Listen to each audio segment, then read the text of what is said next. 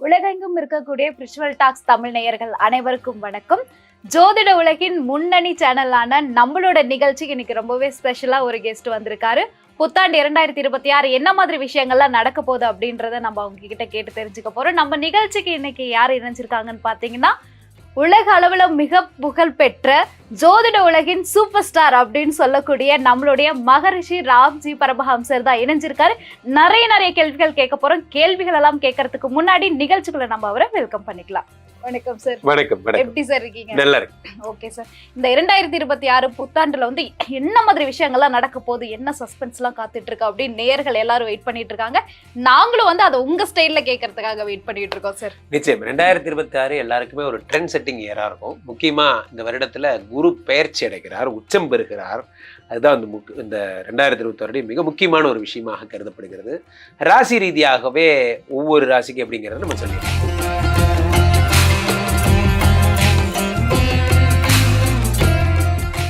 Ramji sir, இந்த தனுசு ராசிக்காரங்களுக்கு வந்து இந்த வரப்போற 2026 புத்தாண்டு வந்து என்ன மாதிரி விஷயங்கள்லாம் நடக்க போகுது? தனுசு ராசிக்காரர்களை பொறுத்த வரைக்குமே முதல் விஷயம், 2026 2 கூடைய சனி பகவான், 2ஆம் இடத்துக்குடையவர் தனாதிபதி, அவர் 4ஆம் இடத்துல அர்த்தாஷ்டம சனி.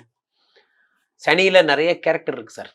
அதாவது நம்ம சொல்றோம் இல்லையா, தீரா பெரு வியாதிகள், குரானிக்கல் டிசீஸ், அதுல நிறைய குரானிக்கல் டிசீஸ் இருக்கு அப்படிங்கிற மாதிரி இந்த ஆள் ஒரு குரானிக்கல் டிசீஸ். 7.5 சனியா ஒரு சனி, அஷ்டம சனி ஒரு சனி, இந்த மாதிரி அர்த்தாஷ்டம சனி. ஆனாலும் இருந்தாலும் உங்களுக்கு சனி 2 கூடையவரே அவர் தான். அவர் கேந்திர பலம் 4ஆம் இடத்துல பலம் பெற்றார். வந்ததெல்லாம் நல்லா ஓப்பனிங் எல்லாம் நல்லா தான் சார் இருந்தது. 4ஆம் இடத்துல வந்தவர் திடீர்னு டென்ஷன் ஆகி என்ன ஆயிடுச்சு, வர்ற பணம் நின்று போச்சு. கம்பெனி நல்லா தான் ஓடிட்டு இருந்தது, மாசானா ஒரு ரெவென்யூன்னு வந்துட்டு இருந்தது, திடீர்னு பணம் வரவே நின்று போச்சு அப்படியே அப்படிங்கிறதெல்லாம் உங்களுக்கு ஏற்பட்டிருக்கும். திடீர்னு பார்த்தா மொபைலில் பார்த்தா நான் ஜிபேல 1000 ரூபாய் வந்துச்சு சார். அப்புறம் 1000 ரூபாய் வந்து அதுக்கே ஷாக் ஆகிற, இவ்வளோ பெரிய பணத்தை பார்த்து ரொம்ப நாள் ஆச்சு சார் அப்படின்னு. என்ன நம்ம நிலைமை இப்படி போயிடுச்சு அப்படிங்கிற மாதிரி இந்த ஜிபே அது மாதிரிலாம் நிறைய உத்தியோகம் ஓடாத போது ஒரு வறுமையை கொடுத்துட்டு திடீர்னு இந்த வறுமை சரியாகும் போது ரொம்ப சந்தோஷமா உணர்வீங்க. திடீர்னு நம்ம கம்பெனி பிஸி ஆயிரும். ஒரு நாள் ஃபைன் மார்னிங் எந்திரிச்சு வந்து பாக்குறீங்க, ஒரே ஹாலில் அப்படியே கடகடன்னு சத்தம். அப்பா அம்மா எல்லாம் உட்காந்து வேலை பார்த்துட்டு இருக்காங்க. வாடா, என்னம்மா காலையிலேயே பிரிண்டிங் மிஷின் கம்பெனி வச்சிருக்கீங்க, 5000 பத்திரிக்கை ஆர்டர் கொடுத்துருக்காங்க, அதான் அப்பாவோட ப்ரெஸ் ஓடிட்டு இருக்கோம், நீ சீக்கிரம் வா, காப்பி குடிக்க, காப்பியாவது ஒன்றாவது, பிஸியா வா, பத்திரிகையை முடிப்போம் அப்படிங்கிற மாதிரி திடீர்னு பிஸி ஆயிடுவீங்க. நம்ம இது வந்து பிஸ்னஸ் பிச்சுக்கிட்டு போக ஆரம்பிச்சிடும்.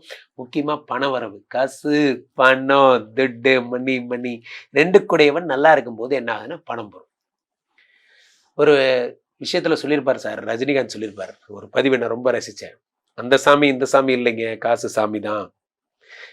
அந்த காசுங்கிற விட்டமின் எம் மட்டும் இருந்ததுன்னா, விட்டமின் ஏ, விட்டமின் பி வச்சு சார் அதெல்லாம் ஆல்ரெடி நிறைய வச்சுருக்கோம். எங்கள்கிட்ட இருக்க ஒரே விட்டமின் எம் தான். அந்த விட்டமின் எம் யாராவது கொடுத்தீங்கன்னா தேங்க்யூ சொல்லி வாங்கிப்போம் அப்படிங்கிற மாதிரி விட்டமின் எம் ஃபார் மணி. அந்த மணி இல்லாமல் தான் ரொம்ப கஷ்டப்பட்டீங்க. 2026 ஜனவரிக்கு அப்புறம் அந்த மணி வந்துடும். 2 கூடையவன் நார்மல் ஆகிட்டான். 2 3 4 பார்க்குறார்.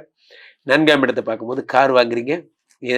அப்படியே ஒரு புது கார் தான், புது வீடு தான், பிரமாதம் அப்படிங்கிற மாதிரி 4ஆம் இடத்தை பார்க்குறார். அப்போ 4ஆம் இடத்தை வந்து 4ஆம் இடத்துல இருந்து 4 5 6 வியாதி, கடன், கஷ்டத்தெல்லாம் பார்க்குறார். தனுசு ராசிக்காரங்களுக்கு கோகிலா நான் சொன்ன மாதிரியே, மிதுனத்துக்கு சொன்ன மாதிரி இவங்களும் உலக புகழ் பெறுறாங்க. 10ஆம் இடத்தை சனி பார்க்கிறார். சனி கொடுத்தால் எவர் தடுப்பார்? சனி 10ஆம் இடத்தை பார்க்கிறார்.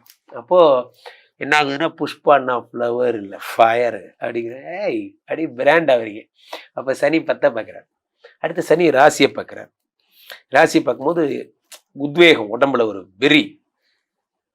அப்போ இதெல்லாம் நல்லா இருந்தது. 7ஆம் இடத்துக்கு குரு இந்த பக்கம், இவர் ஒரு பக்கம். அடடா, 7ஆம் இடத்துல இருந்து 11ஆம் இடத்தை பார்க்கிறார். 7ஆம் இடத்துக்கு குரு முக்கியமா கல்யாணம் பண்ணி வச்சிருவார். அப்போ 7ஆம் இடத்துக்கு குரு பகவான் இது வரைக்கும் கல்யாணமே ஆகலை அப்படின்னா நோ ப்ராப்ளம். இங்கேருந்து நேராக போனால் இங்கே ஒரு தண்டு மாரியம்மன் கோயில் வரும். அங்கே ரெட்டில் ஒரு அம்மாயில் வச்சுந்தி, நீங்கள் வந்து எல்லோ கலரிலே 2 பேரும் எல் போட்டாரும். அதுக்கப்புறம் நீங்கள் 2 பேரும் ஓகே ஆயிடுவீங்க. அப்படி குரு பகவானே வந்து அங்கே அடையாளம் எல்லாம் சொல்லி சேர்த்து வச்சுட்டு போயிடுவார்.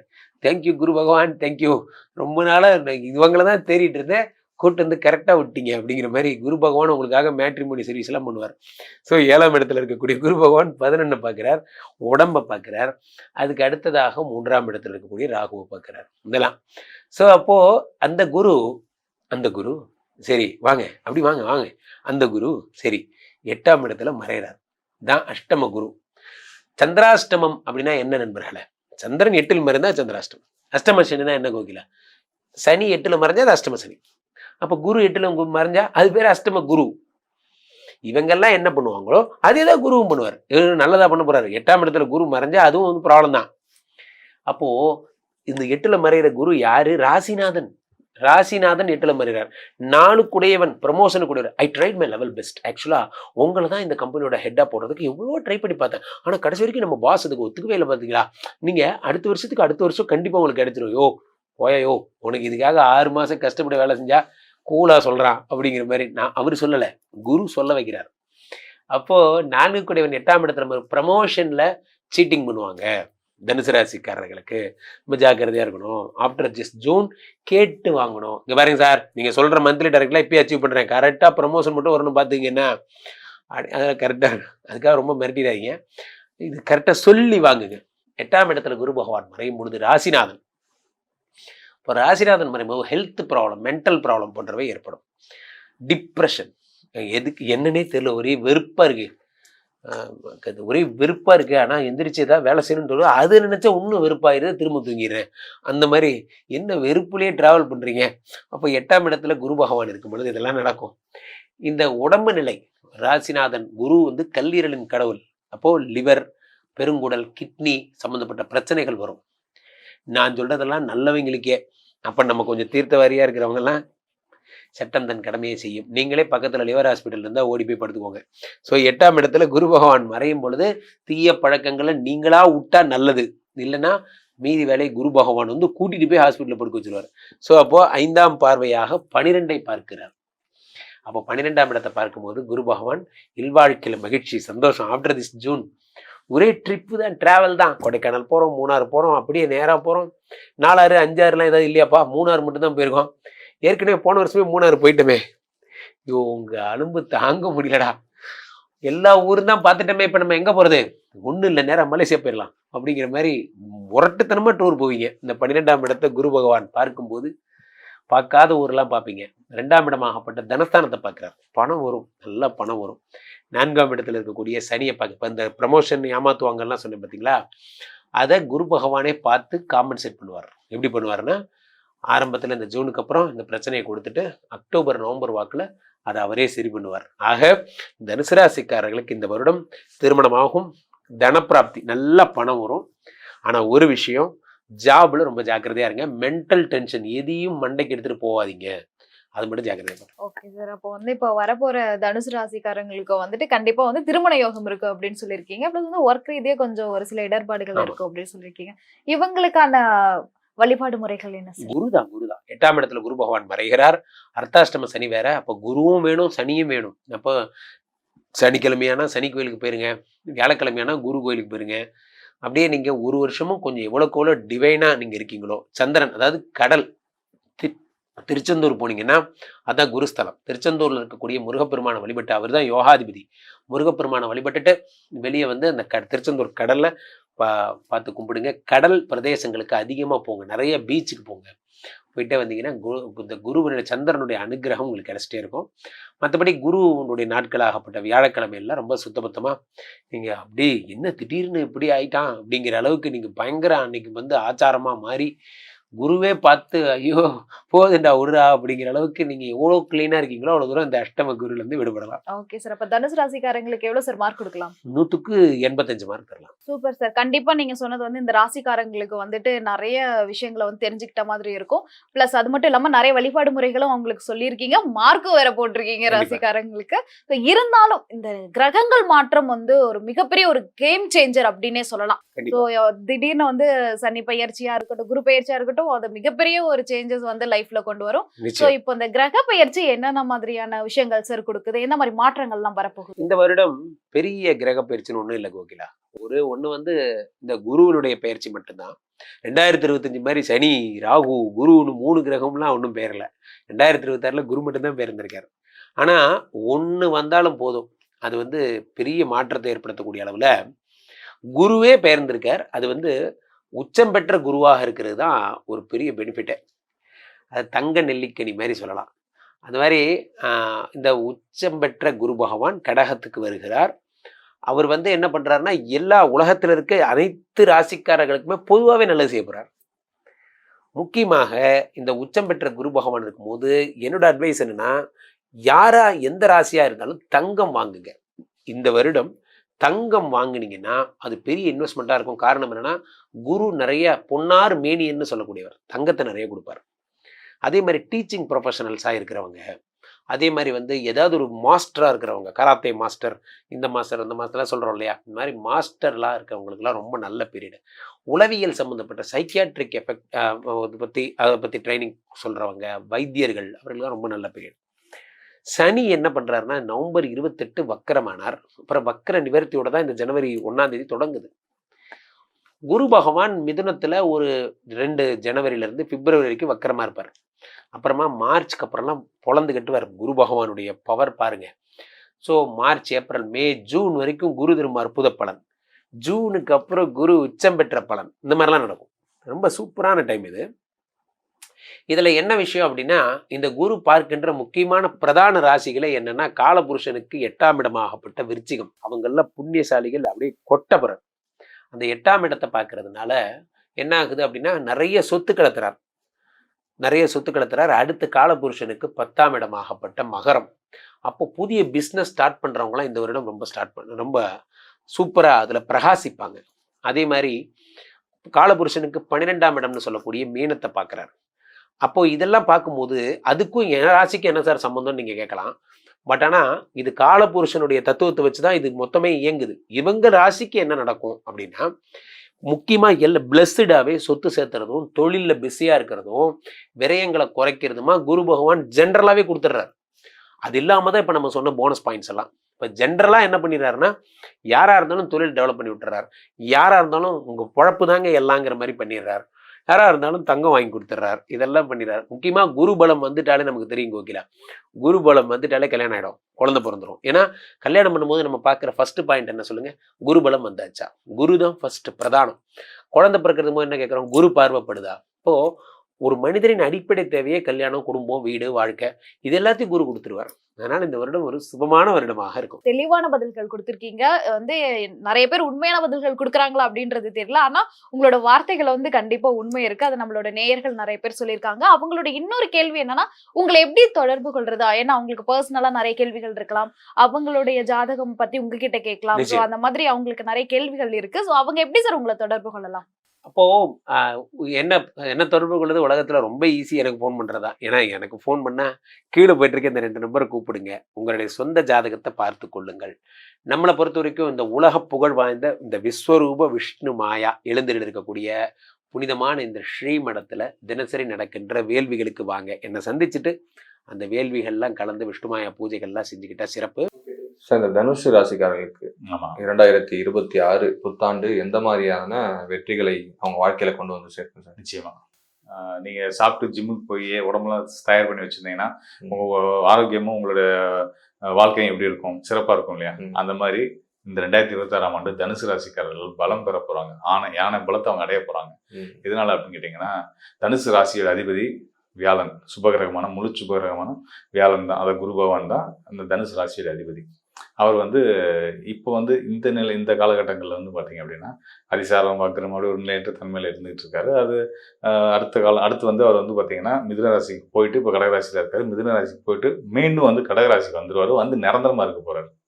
ஒரு நிலையற்ற தன்மையில் இருக்கார் இல்லையா, முன்னோக்கி வர்றது, பின்னோக்கி போகிறது, வக்ரம், அதிசாரம் அப்படின்னு இருந்துட்டு இருக்காருல்ல. இதெல்லாம் தாண்டி 2026 மே மாதத்துல இருந்து அவர் வந்து முழு ஸ்ட்ராங்காக வந்து கடகராசியில் உட்கார போறாரு. கடகராசி 12 ஆண்டுக்கு ஒரு முறை அவர் அங்கே வருவார். அங்கே வரும்போது தான் அவருக்கே பலம் கிடைக்கும். எல்லாத்துக்கும் பலம் கொடுக்கக்கூடிய குரு பகவானுக்கு முழு பலம் பெறக்கூடிய இடம், யானை பலம் வந்து கிடைக்க போகுது அப்படின்றதான் தனுசு ராசிக்கு நம்ம சொல்ல வேண்டியது இருக்கு. குரு பகவான் முழு பலம் உச்ச பலத்தை அடைய போறாரு. 12 ஆண்டுகளுக்கு பிறகு சிறப்பா இருக்கும். சார், இப்போ இவங்களுக்கு சிறப்பா இருக்கும் சொல்லிட்டீங்க. இந்த பொருளாதாரம், பணம் சார்ந்த விஷயங்கள்ல எந்த மாதிரியான வலு பெற போறாங்க இவங்க? கண்டிப்பா ஒரு சிறப்பான ஒரு கேள்வி இது. ஏன்னா பொருளாதாரம் தான் ரொம்ப முக்கியம். பொருளாதார தன்னிறைவு எல்லாத்துக்கும் தேவை. அந்த வகையில் இவங்களுக்கு தனுசு ராசிக்காரர்களுக்கு இந்த ஆண்டு ரொம்பவே சிறப்பாக இருக்கும். காரணத்தோடு சொல்கிறேன். அதாவது பாக்கியநாதன், இந்த ராசிக்கு பாக்கியநாதன் யாருன்னு கேட்டிங்கன்னா சூரியன், சிம்ம ராசிக்குரிய சூரியன். சிம்ம ராசிக்குரிய சூரியன் தான் வந்து சம்பாத்தியக்காரங்க. அவரோட நிலை தொடர்ந்து நல்லா இருக்கும் போது இந்த ஆண்டு முழுதும் சூரியன் நிலை எப்பயுமே சிறப்பாகவே இருக்கும். இதை தாண்டி ஸ்தான அடிப்படையில் ராசிநாதனே தனக்காரகன் தான். எல்லாத்துக்குமே பொருளாதாரத்தை அள்ளி வழங்கக்கூடியவர் குரு பகவான் தான். இவருக்கு ஸ்தான அடிப்படையில் தனக்காரகன் யாருன்னு கேட்டீங்கன்னா சனி பகவான்.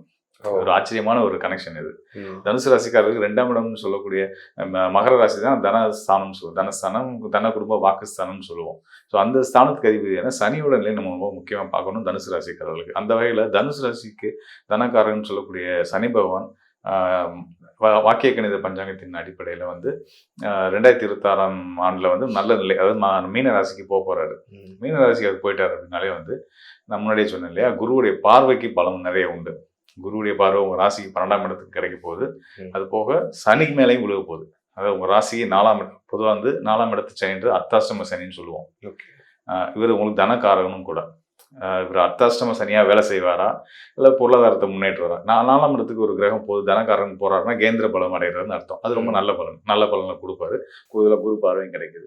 ஸோ அந்த வகையில் வந்து சிறப்பானது. ஆனால் சனி வந்து 4ஆம் இடத்துக்கு வரும்போது கோச்சார அடிப்படையில் அர்த்தாஷ்டம சனி மருத்துவ செலவினங்கள், வீண் விரயங்கள், இது மாதிரியான சில விஷயங்களை கொடுக்கும். இதெல்லாம் தனுசு ராசிக்காரர்களுக்கு செய்வாரா அப்படின்னு கேட்டால் செய்ய மாட்டார். முழுமையாக யோக பலன் தான் செய்வார். இன்னும் சொல்லப்போனால் 4ஆம் இடம்ன்றது சுகஸ்தானமாகவும், வண்டி வாகன யோகம், தாயாரை குறிக்கக்கூடிய ஸ்தானமாகவும், வீடு மனையை குறிக்கக்கூடிய ஸ்தானமாகவும் வர்றதுனால அந்த ஸ்தானத்துக்கு குருவோட பார்வையில் சனி இருக்கிறதுனால அந்த சனி இந்த யோகங்கள் எல்லாத்தையுமே கொடுப்பாரு. புது மனை வாங்குறது, வீடு வாங்குறது, சொத்து சேர்க்கறது, தாயாரோட உடல்நிலை மேம்படுறது, சுகஸ்தானமாக வர்றதுனால ஜாதகருடைய தனுசு ராசிக்காரர்களுடைய ஆரோக்கியம் மேம்படுறது எல்லாமே சிறப்பாக இருக்கும். 4ஆம் இடம் நடத்தையை குறிக்கக்கூடியது. அதனால அங்கேயுமே வந்து இனிமேல் நம்ம பொறுப்பாக நடந்துக்கணும், சரியாக நடந்துக்கணும், எல்லாரும் மதிக்கிற மாதிரி நம்ம வாழ்க்கையை வாழணும் அப்படின்ற இயற்கை அப்படி இவங்களுக்குள்ள ஒரு நல்ல எண்ணங்கள் வந்து அதன்படி செயல்படுவாங்க. அதன் மூலமா நல்ல பேரையும் உறுதியான முறையில் அடைவாங்க. பொருளாதாரமும் தன்னிறைவை தான் இருக்கும், அதில் சந்தேகமே வேணாம். ஓகே சார், இதை தாண்டி உங்களுடைய ஹெல்த் வைஸ் பார்த்தா என்ன மாதிரியான விஷயம்? அதான் சொன்னேன் இல்லையா, அர்த்தாஷ்டம சனி வந்து நோய் நொடி தொந்தரவுகளை கொடுக்கும். ஆனா இங்க சனிக்கு அர்த்தாஷ்டம சனியை வந்து குரு சமாளிச்சிடுறாரு. அவரோட பார்வையை கொடுத்து கண்ட்ரோல் பண்ணி ஆதாய பலனை மாத்திடுறாரு. அதனால ஹெல்த் வைஸ் பயப்படவே வேண்டியதில்லை. ஆண்டு முழு சிறப்பா சந்தோஷமா என்ஜாய் பண்ணலாம். ஓகே சார், இப்போ இவங்களுடைய அந்த இல்லறம் சார்ந்த விஷயங்கள், குடும்பம் இதை சார்ந்த விஷயங்கள்லாம் எந்த மாதிரியான சூழ்நிலைகள்? கண்டிப்பா. அதாவது குரு இந்த தனுசு ராசி குருவோட வீட்டில் பிறந்தவங்களுக்கு வந்து பார்த்தீங்கன்னா பொருளாதாரம், நட்பு, இந்த வெளிவட்டாரங்கள்லாம் ரொம்ப சிறப்பாக மேனேஜ் பண்ணி கொண்டு போவாங்க. குடும்பம் சார்ந்த விஷயத்தில் சிலருக்கு நிறைய சிக்கல்கள் வரும். அதை வந்து இப்போ அதெல்லாம் வந்து மேனேஜ் பண்ணுற அளவுக்கு இவங்களுடைய தனிப்பட்ட பலம் வந்து அதிகரிக்குது. அதனால எந்த விஷயத்தின் தொடர்பாக பிரச்சனைகள் வந்தாலும் அதை சாதகமாக மாற்றி, அதை வந்து சுமூகமாக மாற்றி நல்ல விதமாக நடத்தி கொண்டு போகக்கூடிய ஆற்றல் பெற்றவர்களாக தனுசு ராசிக்காரர்கள் மாற போகிறாங்க. 2026ஆம் ஆண்டில் சிறப்பாக இருப்பாங்க. ஓகே சார், இவங்களுக்கு என்ன கோயில் வழிபாடு, தெய்வ வழிபாடுன்னு சொன்னால் எந்த மாதிரியான தெய்வங்களை வழிபாடு? எப்பயுமே வந்து தனுசு ராசிக்காரர்களுக்கு வந்து நம்ம வந்து சூரிய வழிபாடு வந்து வலியுறுத்தி சொல்லுவோம். அது போக சிவசூரிய வழிபாடு, சங்கர நாராயண வழிபாடு, இதெல்லாம் ரொம்ப சிறப்பான யோக பலன்களை கொடுக்கும். ஓகே, தொடர்ந்து கும்பிட சொல்லுங்க, கண்டிப்பான முறை நல்லா இருப்பாங்க. எல்லா பலன்களும் சிறப்பாக சொன்னீங்க. இதை தாண்டி இந்த குறிப்பா வந்து குரு வந்து 12 வருடங்களுக்கு ஒரு முறை வந்து கடகத்துல அமரப்போகுதுன்னு சொன்னீங்க. அதை தாண்டி சனியுடைய வக்ர பயிற்சி, சனியுடைய வாக்கிய கணித அடிப்படையில பயிற்சியும் இருக்கு அப்படின்னீங்க.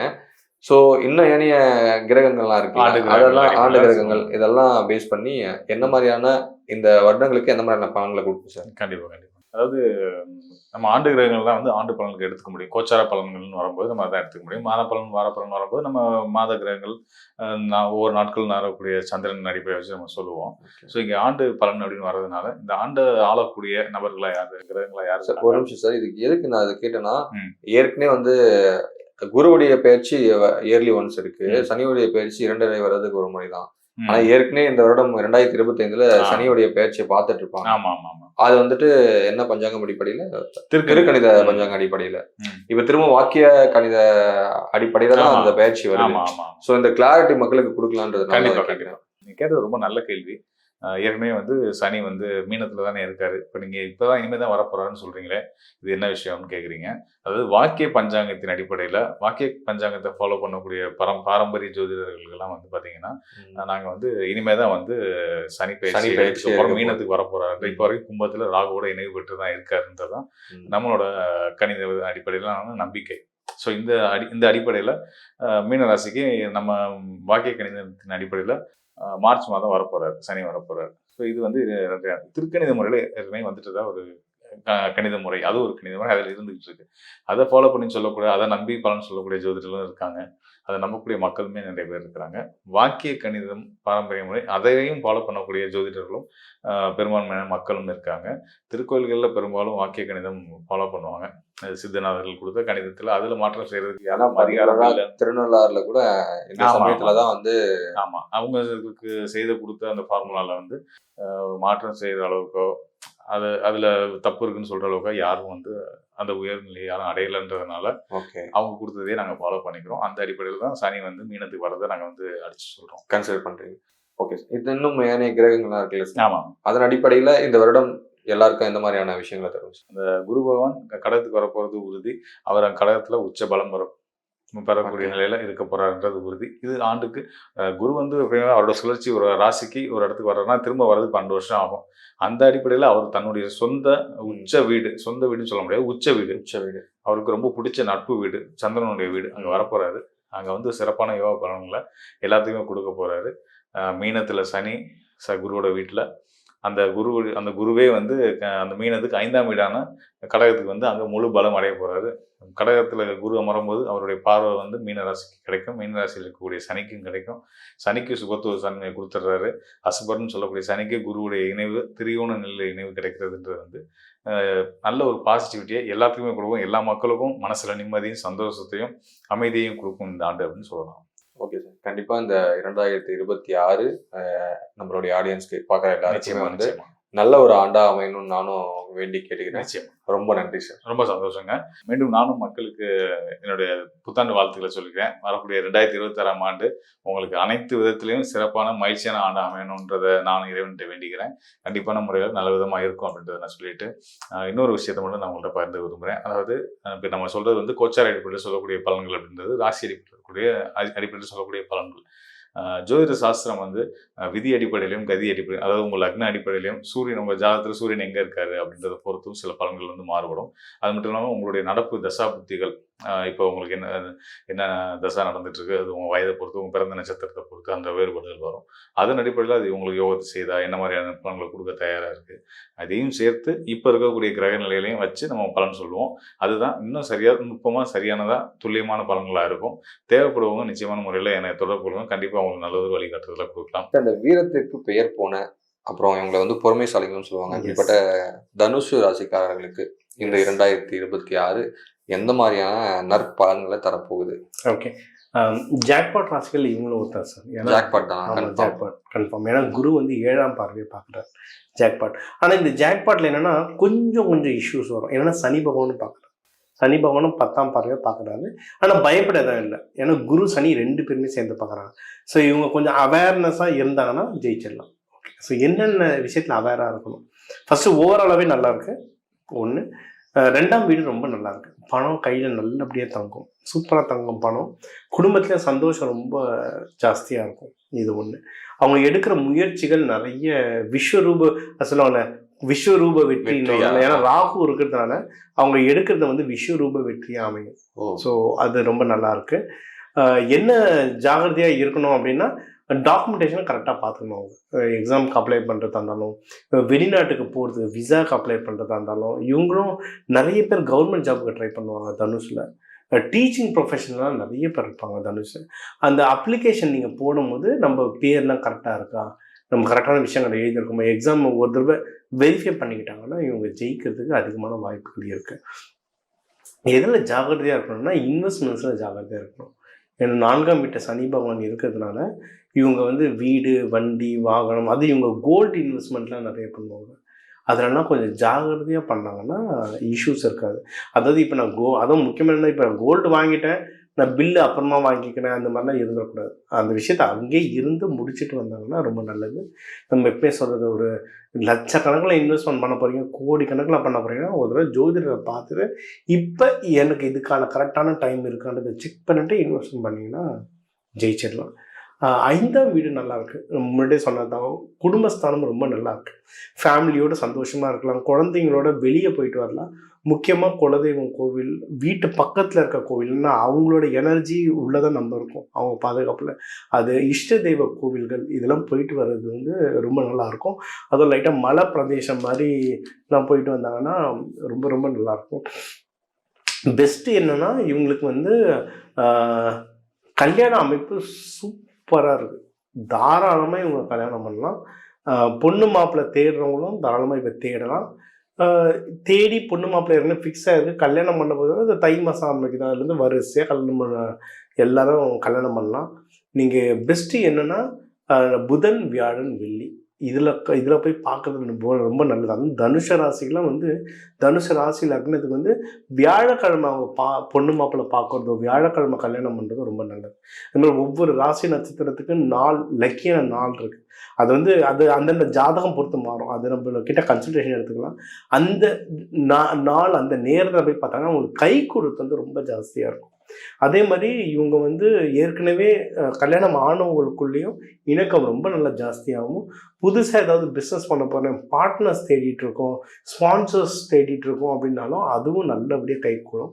இவங்களுக்கு எதிரிகள் தொல்லை என்னென்ன இருந்தோ அது எல்லாமே கம்மியாகும். உடல் ரீதியாக இருக்கிற பிரச்சனைகள் நிறைய கம்மியாகும். அதுவும் தனுஷில் வந்து மூல நட்சத்திரத்தில் பிறந்தவங்களுக்குலாம் பின்னாடி ஆசன வாயு பக்கத்தில் கொஞ்சம் பிரச்சனைகள் வரும், மர்ம உறுப்பு பக்கத்துலலாம் பிரச்சனை வரும். அது சம்பந்தமான இஷ்யூஸ் எல்லாமே ரொம்ப இப்போ ஜாஸ்தியாக கம்மியாகும். இது ஒன்று பெஸ்ட்டு. அடுத்து வந்து இவங்க குருமார்களை எவ்வளவு பார்த்துட்டு வராங்களோ அவ்வளோவே இவங்களுக்கு பவர் ஏறும். ஏன்னா கேது இருக்கிறதுனால கொஞ்சம் இஷ்யூஸ் வரும். அப்பா கூட லைட்டாக பிரச்சனை, அப்பா ஸ்தானத்தில் இருக்க சித்தப்பா பெரியப்பா இல்லை ஆஃபீஸை போன மேனேஜர் சீனியர்ஸோடலாம் சின்ன பஞ்சாயத்து வரும். அதெல்லாம் குருமார்களை போய் பார்த்துட்டு வர நல்லது. எனக்கு எந்த குருவும் இல்லை, நான் பக்கத்தில் போகும்போது நேராக பக்கத்தில் இருக்க ஜீவசமாதி போய் உக்காந்துடணும், குருவோட பார்வை வரும். இல்லை சிவன் கோயில் வியாழக்கிழமை போயிட்டு வந்தாலும் குருவோட பார்வை வரும். இது பட உங்களுக்கு சார்ஜ் ஏறிட்டே இருக்கும். ஏன்னா ஆஃபீஸில் நிறைய பாலிடிக்ஸ் நடக்கும் இவங்களை சுற்றி. ஏன்னா 10ஆம் வீட்டை சனி பகவான் பார்க்கறதுனால எக்கச்சக்க பாலிடிக்ஸ் நடக்கும். முடிஞ்ச அளவுக்கு நம்ம சமாளிச்சிடலாம். இவங்க ரொம்ப பொறுமைசாலி. இவங்க பொறுமையை ரொம்ப சோதிச்சாலே இறங்கி எல்லாரும் தும்சம் பண்ணுவாங்க. அந்த பொறுமையை இழக்காத வரைக்கும் நல்லது. ஸோ அதுக்கு வந்து இந்த ஜீவசமாதிகள் வழிபாடு, வியாழக்கிழமை குரு பகவான் வழிபாடுலாம் ரொம்ப நல்லது. இவங்க பிஸ்னஸ் எதனா பண்ணிட்டு இருக்காங்க, எதனா இன்வெஸ்ட்மெண்ட் பண்ணியிருந்தாங்க, ஸ்டாக் மார்க்கெட் லேண்டில் இன்வெஸ்ட்மெண்ட் பண்ணியிருந்தாங்கன்னா அதில் ப்ராஃபிட் வரதுக்கு நல்ல வாய்ப்பு இருக்குது. அதை எடுத்து ஏதாவது நல்ல இன்வெஸ்ட்மெண்ட் வேறு இன்வெஸ்ட்மெண்ட் வந்தாலும் இன்வெஸ்ட்மெண்ட் பண்ணலாம், இல்லை அதுலேயே திருப்பி இன்வெஸ்ட்மெண்ட் பண்ணனாலும் தாராளமாக பண்ணலாம். இதை தாண்டி சார் இப்போ அவங்களுக்கு கோயில் வழிபாடு அப்படின்னா எந்த மாதிரி கோயில்கள் போனால் இன்னும் பெட்டராக இருக்கும்? அதாவது ஏற்கனவே சிவன் கோயில் போனால் குரு பார்வை கிடைக்கும்ன்றீங்க. இதை தாண்டி கோயில்கள் வேற என்ன கோயில்கள் போகலாம்? முதல்ல இவங்களுக்கு வந்து 12ஆம் வீடு நல்லா இருக்கு சார். இவங்களுக்கு வந்து நிறைய செலவுகள் வரும், பட் சுப செலவாக மாறும். கோவில்கள் போக அந்த எண்ணங்கள் நம்ம சீரமைஞ்சு கரெக்டான விஷயத்துல நம்ம செலவு பண்ணுவோம். எந்த கோவில்னா சிவன் கோவில், தட்சிணாமூர்த்தி வழிபாடு ரொம்ப நல்லது. வியாழக்கிழமை வியாழன் உரை காலையில் 6 மணியோ இல்லை சாயந்தரமோ போயிட்டு வியாழன் உரையில் மஞ்சள் வஸ்திரம் கொடுத்து, மஞ்சள் கலர் வஸ்திரங்கள் கொடுத்து வழிபடலாம். இல்லை இந்த மஞ்சள் மூக்கடலை கொடுத்து வழிபடலாம். அங்கே வர குழந்தைங்களுக்கு வந்து பூந்தி, கல்கண்டு முக்கியமாக எல்லாருக்குமே கொடுக்கலாம். முக்கியமாக குழந்தைங்களுக்கு, கோயிலில் இருக்க குழந்தைங்களுக்கு மஞ்சள் கலரில் பூந்தியோ இல்லை வாழைப்பழமோ கொடுத்து அன்னதானம் பண்ணுறது ரொம்ப நல்லது. சாமி வழிபாடும் மஞ்சள் வஸ்திரம் கொடுத்து வழிபடுறது ரொம்ப நல்லது. பெருமாள் கும்பிட்றவங்க தான் ராமர் ஆஞ்சநேயர் வழிபாடும் இவங்களுக்கு வந்து ரொம்ப நல்லது. 2 இடத்துல நெய் தீபம் போட்டு வழிபட்டாலும் சூப்பராக அமையும். ஓகே சார், இதை தாண்டி இந்த 2026 வந்து பார்த்தீங்கன்னா குரு பகவான், சனி பகவான் இந்த மாதிரி கிரகங்கள்ல வந்து எந்தெந்த நிலையில வந்து சஞ்சரிக்குது, எந்த மாதிரியான பலன்களை கொடுக்கும், அதுக்கேற்ற மாதிரி சொல்லுங்க சார். இந்த வருஷம் வந்து எல்லா கிரகங்களும் ஏதோ ஒரு விதமான பயிற்சிகள் நடக்குதுங்க. மேஜரா என்னென்ன கிரகங்கள்னா, ஒன்று குரு பகவான். இந்த வருஷத்தையே 2ஆக பிரிச்சுக்கலாம். குரு பயிற்சி வந்து ஜூன் 2 வரும். ஸோ ஜூன் 2க்கு முன்னாடி ஜூன் 2க்கு அப்புறம்னு சொல்லிட்டு பிரிச்சுக்கலாம். அதை கலந்து தான் நம்ம வந்து இப்போ எல்லா நம்ம ராசிகளுக்கு நம்ம பயன்கள் சொல்லியிருக்கோம். இன்னொன்று சனி பகவானுடைய வக்ர பயிற்சி நடக்குது. சனி பயிற்சி 2.5 வருஷத்துக்கு ஒன்று, வக்ர பயிற்சி நடக்குது. அதுவும் ஜூலை 27 அந்த டைமில் நடக்கும். அதுவும் நடுவில் தான், வருஷத்துக்கு நடுவில் வருது. மேஜராக இன்னொன்று யாருன்னா ராகு கேது பயிற்சி. அது வந்து நவம்பர் 25 ஸோ 2026 நவம்பர் 25 கடைசியும் நடக்குது. அதான் சொன்னேன், இது வந்து யாருக்கு ஒரு பெரிய விமோசனம், சிம்ம ராசி கும்பராசிக்கு ஒரு பெரிய விமோசனம். ஏன்னா ஏற்கனவே ரொம்ப கஷ்டப்பட்டு இருக்காங்க. ஸோ இந்த 3 கிரகங்கள், 3 ராகுக்கு எது சேர்த்தா 4 கிரகங்கள், இந்த 4 கிரகங்கள் பயிற்சி நடக்குது. ஸோ இந்த வருஷம் வந்து நிறைய மாறுதல்கள் இருக்கு, நிறைய நல்லதும் இருக்குங்க இந்த 2026. இன்னொன்று இந்த 2026 வந்து தமிழ் மாத பிரகாரம், நம்ம ஏப்ரல் 14 வந்து தமிழ் நியூ இயர், அது பிரகாரம் பார்க்கும்போது இந்த வருஷம் வந்து ஸ்பிரிச்சுவல் வருஷம். ஒரு வருஷத்துக்கும் ஒரு நல்லது நடக்கும். சரிங்க, விஸ்வாச வருஷம், இப்போ பிரபவ வருஷம் வருது. இந்த வருஷத்துக்கு என்னன்னா ஹைலி ஸ்பிரிச்சுவல். நீங்கள் வேணால் பாருங்கள், இந்த வருஷம் நம்ம அடுத்த நியூ இயர் போடும்போது நம்மளுக்கு அந்த கமெண்ட்ஸ் வரும், நீங்கள் சொன்னது ரைட்டுன்னு. இந்த வருஷம் நிறைய கோவில் ஸ்தலங்கள் நிறைய வளரும். கோவில் ஸ்தலங்கள் சம்பந்தமான விஷயங்கள் நிறைய பேசப்படும். நிறைய முருகர் சிலை திறப்பாங்க, நிறைய சாமி கோவில்கள் கும்பாபிஷேகம் நிறைய நடக்கும் இந்த வருஷம். இன்னொன்று தொழில்களும் நிறைய ஆன்மீகம் சம்பந்தமான நிறைய தொழில் வரும். நீங்கள் இப்போ பார்த்தீங்கன்னா ஆன்மீக சம்பந்தமான நிறைய சேனல்கள் வருது. நிறைய ஆன்மீக கோவில்களை சுற்றி நிறைய கமர்ஷியலாகவே ஆன்மீகம் சம்பந்தமான நிறைய விஷயங்கள் நடக்கும். ஆன்மீக சம்பந்தமான ஆப்ஸ், ட்ரைனிங், கடவுள் வழிபாடு வந்து ரொம்ப நடக்கும். இந்தியா தமிழ்நாடு மட்டும் இல்லை, உலக லெவலில் நடக்கும். அதுலேயும் இந்தியா தமிழ்நாட்டில் ரொம்ப அதிகமாக வருவாங்க இந்த வருஷம். இன்னொன்று சார், இப்போ இந்த வருஷம் இந்த new year, English new year பிறக்கிறதே எப்படின்னா நம்மளுக்கு வந்து சுக்கிரன்ல தான் பிறக்கிறார். அதுவும் எப்படின்னா நம்ம தாரஸ்ன்னு சொல்லுவோம். நம்மளுடைய ரிஷப ராசியில் ரோகிணி நட்சத்திரத்தில் பிறக்கிறாரு. அன்னைக்கு பிரதோஷம் வேறு.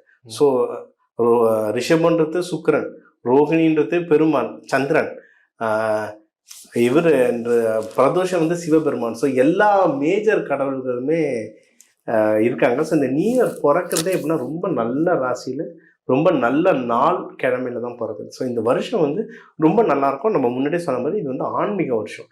ஒரு வருஷத்துக்கு வந்து சில வருஷங்கள் வந்து கொஞ்சம் குரோதி வருஷங்கள்லாம் கொஞ்சம் எதிரிகள் கிட்ட இருந்து ஜாக்கிரதைன்னு சொல்லுவோம். ஒவ்வொரு வருஷம் தீம் இருக்கும். இந்த வருஷம் ஆன்மீக வருஷம். இது வந்து அருட்பெரும் நாள், அருட்பெரும் வருஷம்னு சொல்லுவோம் நம்ம. அதாவது தெய்வ வழிபாடை நீங்கள் எவ்வளவு பிடிச்சுக்கிறீங்களோ அவ்வளவு இந்த வருஷம் முன்னேறுவீங்க.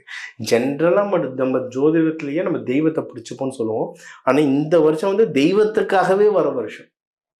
இந்த வருஷம் வந்து சாமியை பற்றி அவ்வளோ அப்டேட்ஸ் வரும் பாருங்க.